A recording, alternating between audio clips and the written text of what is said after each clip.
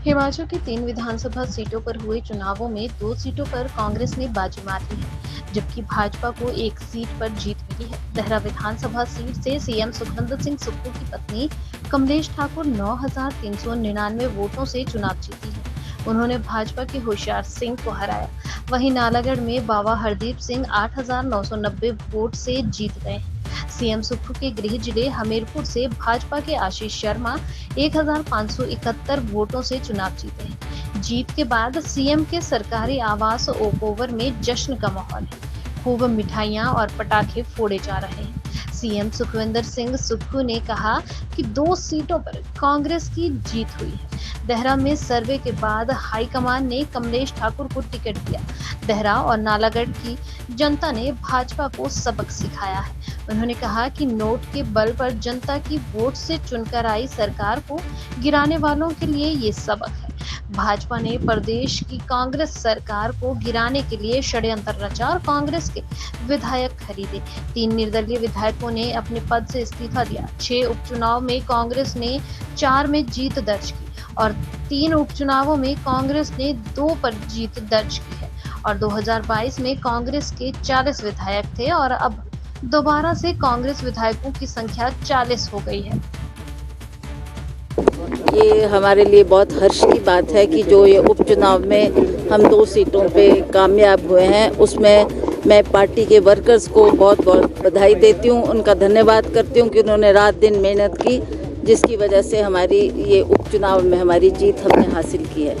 पूरे भारतवर्ष में भी जो उपचुनाव हुए हैं उसमें भी ये रुझान देखने को मिल रहा है कि इसमें जो हमारा गठबंधन था उसको लोगों ने अपना समर्थन दिया है। बीजेपी की सरकार उत्तराखंड में होते हुए हमने फिर भी वहाँ पर कांग्रेस की ने जीत हासिल की है, उसके लिए भी हम उनको बधाई देते हैं, उनके पार्टी वर्कर्स को बधाई देते हैं कि आपने इन सीटों को जिताया। सबसे बड़ा श्रेय हमारे श्री राहुल गांधी जी को जाता है, जिन्होंने पूरे भारतवर्ष में एक भारत जोड़ो यात्रा निकाली और भारत जोड़ो यात्रा के तहत वो लोगों से मिले, लोगों से उन्होंने संपर्क किया, अपने जज्बातों को उनको जानने का उनको मौका मिला और उसी तरह से आज उसका रुझान हमारे सामने है।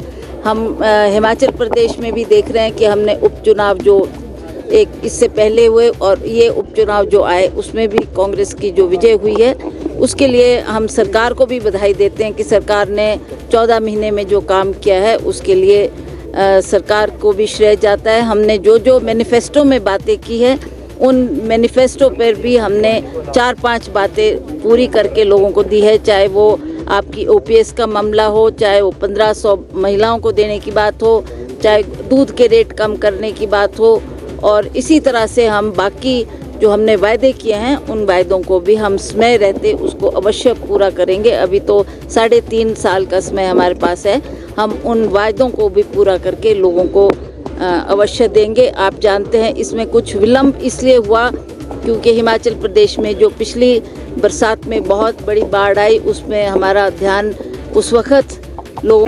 देखिए, ये बहुत खुशी की बात है कि कांग्रेस पार्टी को देहरा में बहुत अच्छे तरीके से जीते हैं और वैसे ही नालागढ़ में भी बहुत अच्छे तरीके से जीते हैं। हमीरपुर में कुछ मतों से कांग्रेस नहीं जीत पाई है, उसका हमें खेद भी है, मगर फिर भी ये जो एक मैसेज पूरे प्रदेश के अंदर था, जो दल बदलने की राजनीति एक भारतीय जनता पार्टी जिसको चलाने की कोशिश कर रही थी, आज उसके खिलाफ लोगों ने अपना जनादेश दिया है। और ये उस बयान में जो है अब उसके बहुत मायने हैं।